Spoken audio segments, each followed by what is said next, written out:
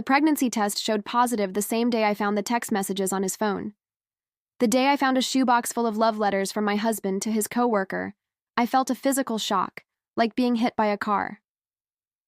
My name is Sarah, I'm 34 years old, and for 10 years I believed I had a rock-solid marriage. Mark and I had built a life together, brick by brick, dream by dream. We had our cozy apartment, shared hobbies, and a future planned down to the color of our eventual nursery. Everything was exactly how I'd always dreamed it would be, but everything changed when I reached for a dusty photo album on the top shelf of his closet. We met at a charity gala. I was volunteering. He was representing his firm. He had this charm, a quiet confidence that drew me in. He was a successful architect, thoughtful, kind, and he had this way of making me feel like the most important person in the room. He remembered silly details, like my irrational fear of pigeons and my favorite brand of obscure tea. When he proposed on a surprise trip to Paris overlooking the Eiffel Tower, I said yes before he even finished asking. This was my person, my forever. We built a beautiful life. We traveled, we renovated our home, we planned our future children. Looking back, the signs were there, subtle at first, like faint echoes in a quiet room. He started working longer hours, always had a new excuse, and that familiar sparkle in his eyes dimmed a little whenever I asked about his day. I should have known. It started subtly. He'd come home later and later, always with a plausible explanation. "Big project at work, babe," he'd say, kissing my forehead. He'd started showering the moment he got home, which was new. His phone was always face down, locked. My gut twisted with a cold, uncomfortable feeling. "Are you okay, honey?" I'd ask. He'd smile, a little too brightly, and tell me I was imagining things. One evening, after a particularly late night, I found a silk scarf in the laundry hamper.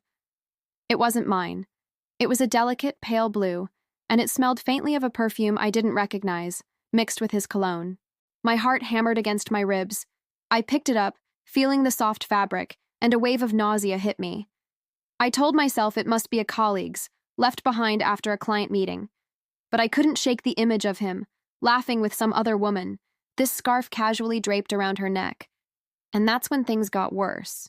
The scarf kept nagging at me. I tried to dismiss it, to tell myself I was being paranoid, but the feeling festered. I started paying closer attention. He became evasive when I asked about his colleagues, especially about a new hire, Emily. He'd brush it off. Just a junior architect, nothing to worry about. But I caught him smiling at his phone more often, texting late into the night.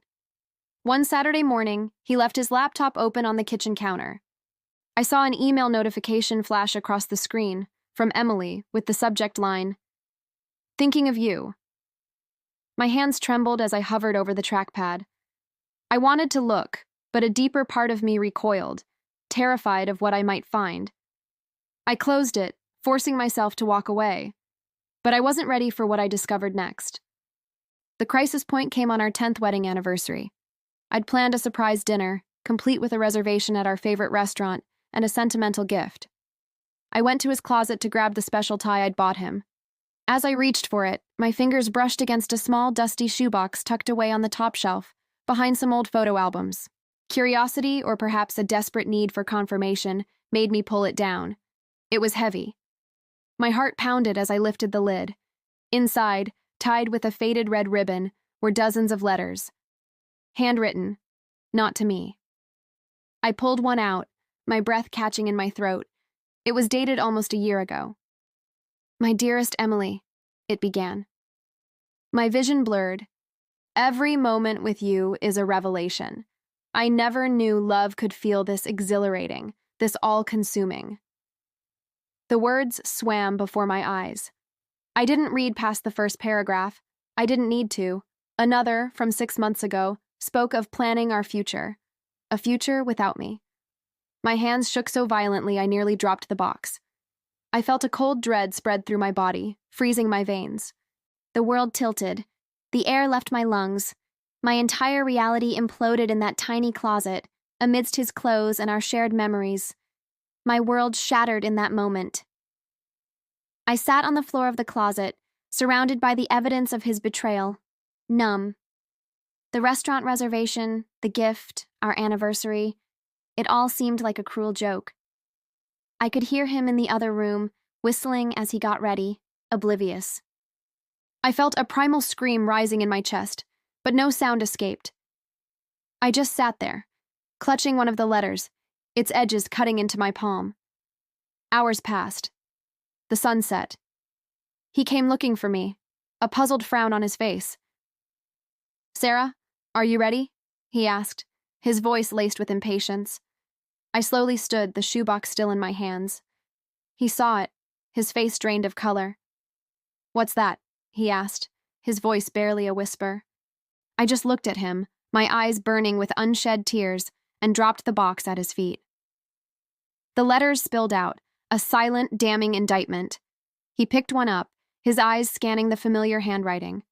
He said nothing, just stood there, shoulders slumped, a coward caught in his own web of lies. I walked past him, grabbed my car keys, and left. I drove aimlessly for hours, the image of those words seared into my mind. I called my sister, my voice raw and broken, barely able to explain. She was shocked, furious. I spent the night on her couch, staring at the ceiling, feeling an emptiness I never knew existed. I had to make the hardest decision of my life. The next few weeks were a blur of pain, confusion, and legal consultations.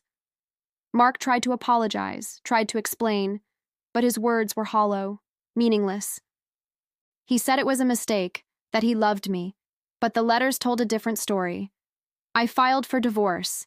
It was excruciating. Every memory, every shared dream, now tainted. We divided our possessions, our lives. The apartment we'd built together felt like a tomb. It's been 6 months since I found those letters. I'm living in a smaller place now, rebuilding my life piece by piece. There are still days when the grief is overwhelming, when the betrayal feels fresh, but there are also moments of quiet strength. I'm not fixed, not by a long shot, but I'm surviving. What I learned is that trust, once broken, is nearly impossible to mend. I learned that even the most perfect facade can hide the deepest cracks. If you feel that nagging doubt, that gut feeling, don't ignore it. Confront it, even if it scares you. Your peace of mind is worth more than any illusion. It's okay to acknowledge the pain, to feel shattered, but don't let it consume you. You are stronger than you think, and you deserve a love that is honest and true. My journey is far from over, but I'm finally walking towards a future I choose, rather than one someone else dictated.